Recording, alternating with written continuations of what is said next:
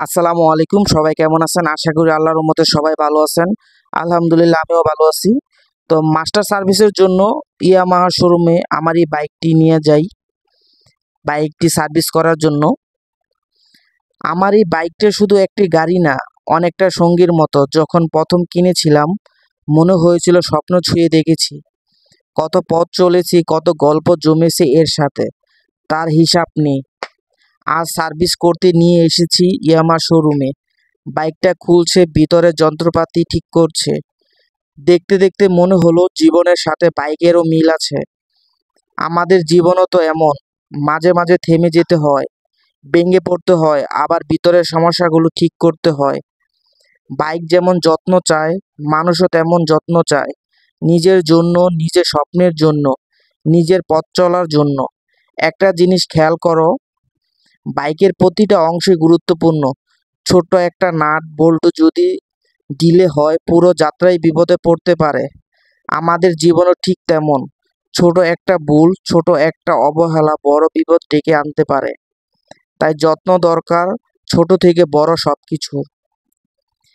এই সার্ভিস শুধু বাইকের নয়, আমার মনকেও মনে করিয়ে দেয় সবকিছুরই সময়ে সময়ে যত্ন প্রয়োজন।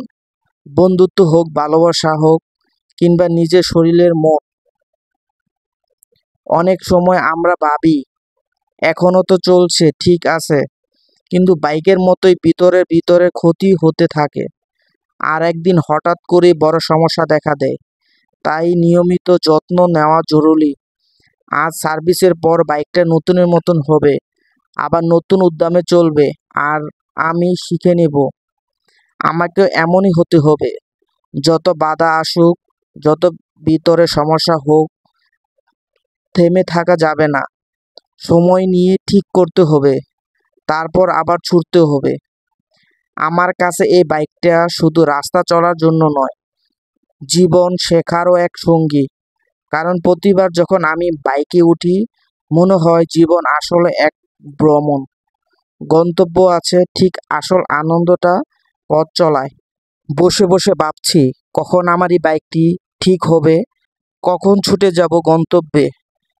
এই বাইকটি শুধু বাইক না, আমার জীবনের একটি অংশ।